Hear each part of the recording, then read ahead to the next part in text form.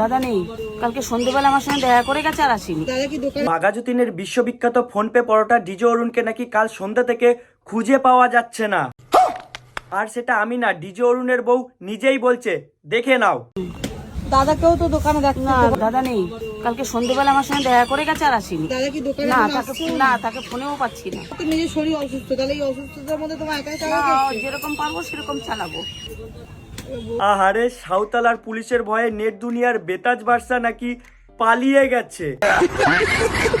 আর যাবেই না কেন, সকাল থেকে সন্ধ্যা পর্যন্ত যেভাবে ডিজে অরুণকে রাস্তায় দাঁড়িয়ে কান ধরিয়ে ঠাপন দিয়ে ওই ভয়ে মালটা পালিয়ে গেছে। মানে ভাবতে পারছো, নেট দুনিয়ার বেতাজ বাদশা নাকি আজ পলাতক। বলেন কি? মানে আদিবাসী সমাজকে বাজে মন্তব্য করে নিজেকে বড় বাল ভাবছিল। নাও দিল তো তোমার স্যাটাটা ভেঙে।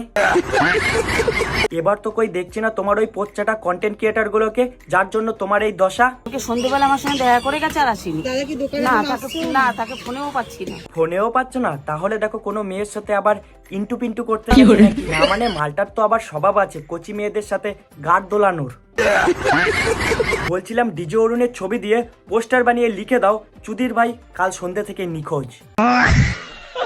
শরীর অসুস্থ, তাহলে এই অসুস্থতার মধ্যে তোমার একাই না, যেরকম পারবো সেরকম চালাবো।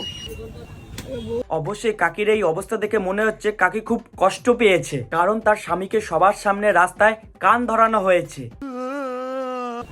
বৌদি কিন্তু ভেঙে পড়ছে। বৌদি ভেঙে পড়েছে যখন, তখন ক্যামেরা না ধরে বৌদিকে ধরে দাঁড়িয়ে থাকো।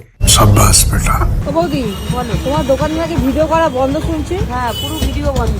ফুল ভিডিও বন্ধ। হ্যাঁ, কেউ আসবে না ভিডিও করতে। তো ইতিমুহূর্তে অরুণদার বউ বলে দিয়েছে এবার থেকে দোকানে ভিডিও বন্ধ। কথা কি ক্লিয়ার? আর এবার থেকে যেই সুধীর ভাই ভিডিও করতে আসবে তাকে ধরে আগে কেলানো উচিত, কারণ আজ ডিজে অরুণের এই অবস্থার জন্য দায়ী তারাই। মানে ডিজে অরুণকে উস্কে দিয়ে বলির পাটা করে কেটে পড়েছে। নিঃসন্দেহে তুই ঠিক কথা বলেছিস। আর অবশ্যই এটা হওয়ার দরকার ছিল। ওই কথায় আছে না, বেশি বার বেরো না, ঝড়ে পড়ে যাবে। ঠিকই হয়েছে।